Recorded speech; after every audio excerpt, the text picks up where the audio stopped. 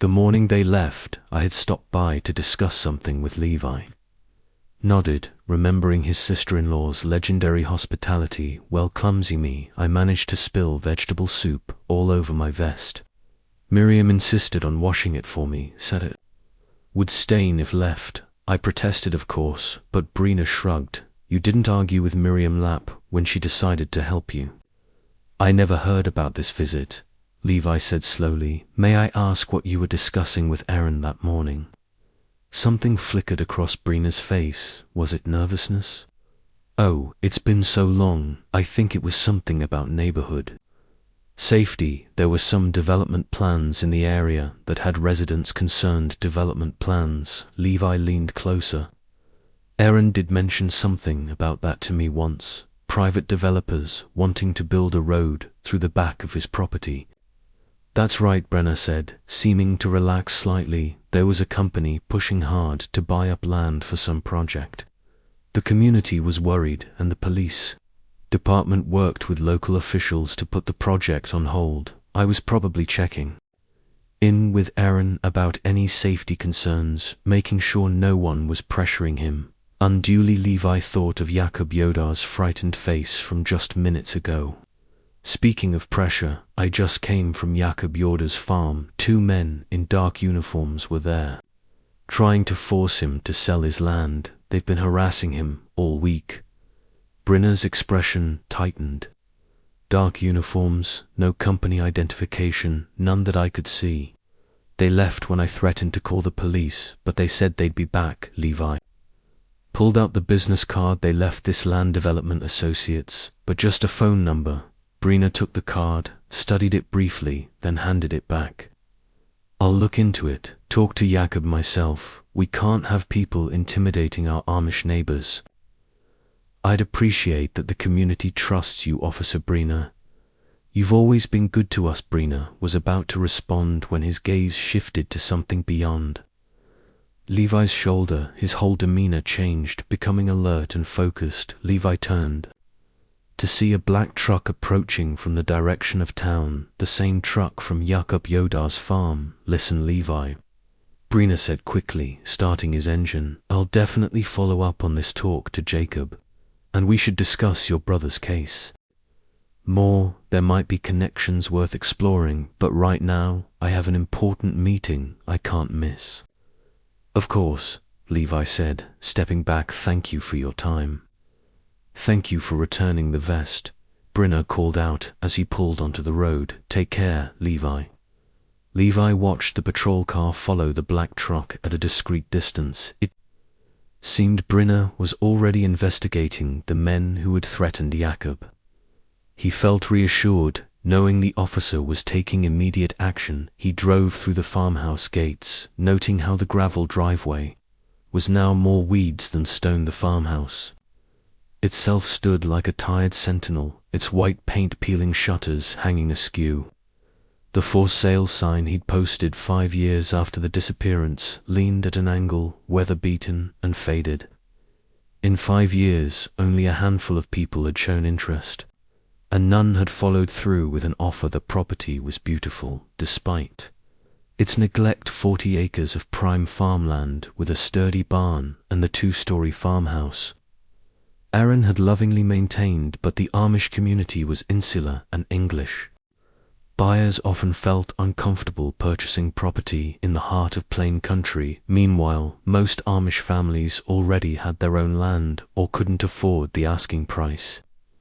Levi parked and entered the house with his key. Dust particles danced in the afternoon light streaming through dirty windows. He found cleaning supplies in the pantry, miraculously still usable, and began the task of making the kitchen presentable.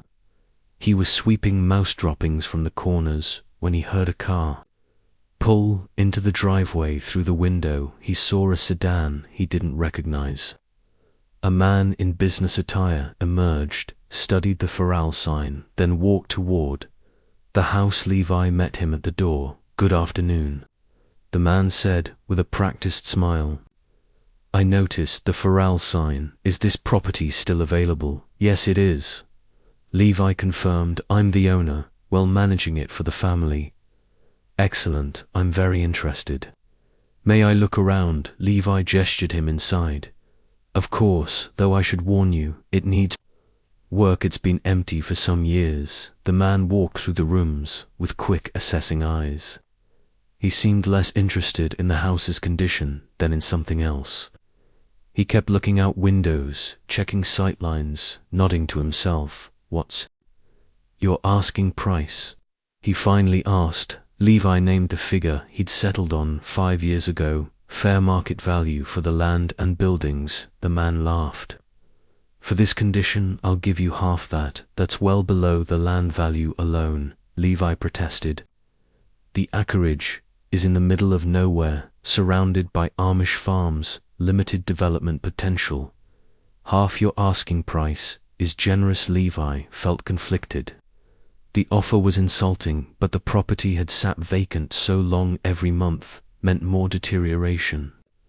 More expense. I could perhaps come down 15%, but I'll meet you in the middle, the man interrupted, pulling out a map from his jacket. Let me show you my plans for the property. He spread the map on the dusty kitchen counter. Levi saw the farmhouse property, outlined in red with various development notations, but his attention was caught by another, marking a circled area in the mountain region to the north, marked with symbols he didn't understand. What's this? Levi asked, pointing to the mountain. Marking the man glanced at where Levi was pointing and quickly folded that section of the map under. Nothing related to this property now. About the farmhouse. I'm thinking of converting it to a country retreat, maybe a bed and breakfast to cater to tourists interested in Amish country. He continued talking, but Levi found himself distracted by that glimpse of the mountain marking. Something about it nagged at him, though he couldn't say why. After more negotiation, they settled on a price that was less than Levi hoped, but more than the initial insulting offer. It would be enough to pay off the remaining taxes and provide something for his mother. Excellent, the man said, producing a business card. Come to my office and we'll draw up the paperwork. Can you follow me there now? I'd like to move quickly on this. Levi hesitated. Something felt rushed, but he'd been trying to sell for 5 years. All right, lead the way.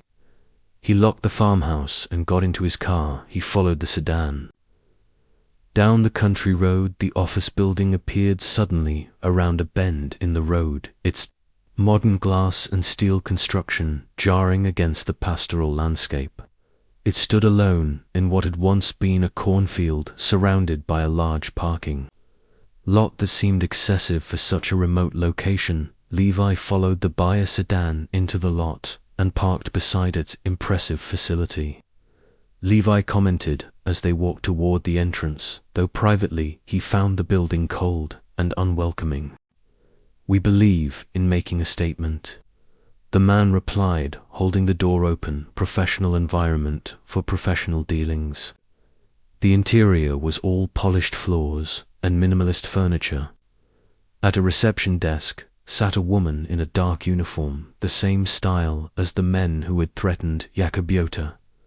Levi realized with a start. No company logo, no identifying patches. This is Mr. Lapp. The buyer told her he needs visitor registration. Of course, she said, sliding a form across the desk. I'll need your driver's license and signature here, here, and here. The buyer checked his watch. I'll go prepare the contracts. My office is just down the hall when you're finished. He strode away, leaving Levi with the receptionist. Levi fumbled for his license, unaccustomed to such formal procedures. In his world, deals were sealed with handshakes and trust. As the woman typed his information into her computer, movement outside caught his eye. Through the large window facing the parking lot, he saw the black truck from earlier pulling in behind it. Officer Brina's patrol car followed at a distance, but instead of stopping, both vehicles continued past the building, heading up the mountain road that curved behind the property. Ma'am, Levi said. What's up that mountain road? She glanced up briefly from her typing. I wouldn't know. You'd have to ask Mr. Davidson about that. Mr. Davidson, that's the gentleman buying my property. Yes. She returned to her screen, clearly uninterested in conversation. While waiting for her to finish, Levi wandered toward a display area near the windows. A large architectural model sat under glass, a miniature representation of development plans. He leaned closer, recognizing the topography immediately. There was the mountain. There was the valley where the Amish community had lived for generations. There were the winding roads he'd driven all his life, but in the model, everything was different. Where Amish farms now stood, the model showed commercial buildings, housing developments, shopping centers, his own home, his mother's house, Aaron's properties, Yakobioda's farm, all replaced by modern structures. Roads cut through previously untouched land. Only one area remained undeveloped in the model. A spot on the mountain marked with what appeared to be a church or memorial building. Levi studied the small placard beside it. Amish Heritage Memorial, preserving the memory of Pennsylvania's plain people memory, not presence memory, as if they were already gone. His blood ran cold as he recognized the spot on the mountain. It was the same location marked on the buyer's map earlier. He looked out the window again, where dust from the vehicles lingered in the air. Was that where Brynner was heading? Sir, I need you to sign these forms. Actually, Levi said, backing toward the door, I just remembered something urgent. Please tell Mr. Davidson. I'll need to reshade you. Her eyes narrowed.